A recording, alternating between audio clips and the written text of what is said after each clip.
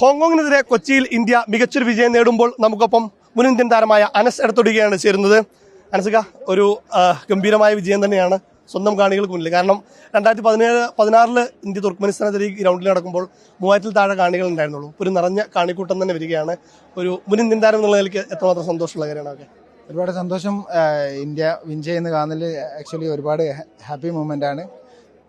Feel movement എന്താ ചോദിച്ചിട്ടാണെങ്കിൽ ഞാൻ silent expect ചെയ്തിരുന്നു ഗ്രൗണ്ടിൽ. പക്ഷേ 3 മലയാളികളും കൂടെ കളിക്കണമെന്ന് ആഗ്രഹിച്ചിരുന്നു. മലയാളികളുടെ ഗ്രൗണ്ടിൽ കേരള ബ്ലാസ്റ്റേഴ്സിൽ നിന്ന് പോയ പ്ലെയർ, പൊട്ടൻഷ്യലുള്ള പ്ലെയർ തീർച്ചയായിട്ടും കളിക്കുമെന്ന് പ്രതീക്ഷ കളിയാൻ ആഗ്രഹിച്ചു വന്നതായിരുന്നു. ആഷിഖിൻ്റെയും ബിജോയുടെയും സെലിൻ്റെയും ഗെയിം കാണാം.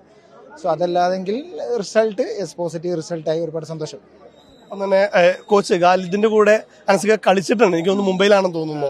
അപ്പോൾ അദ്ദേഹത്തിന് ഒരു ഹോം സോയിൽ ആദ്യത്തെ ഒരു വിജയമാണ് പരിശീലനം എന്നുള്ളത്. അതൊക്കെ എത്രമാത്രം സന്തോഷം നൽകുന്നതാണ്?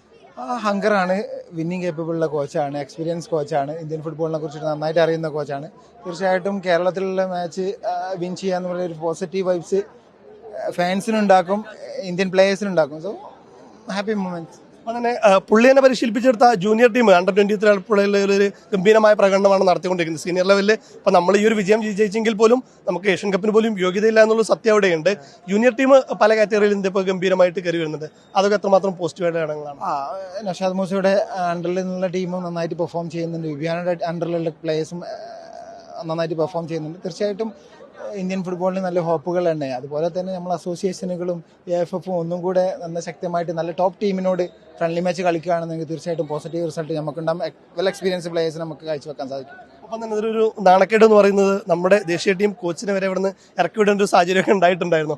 അതൊക്കെ എത്രത്തോളം ഒരു മോശം കാര്യമാണ്? ഞാൻ കൂടുതൽ എൻ്റെ എല്ലാ വേർഡുകളും കോൺട്രവേഴ്ഷ്യൽ ആയതുകൊണ്ട് ഞാൻ സത്യത്തിൽ ഇപ്പോൾ അതിനെ പറ്റി പറയാൻ സാധിക്കുന്നില്ല. ഓക്കെ, കാണാൻ നല്ല സന്തോഷം ഒരുപാട്.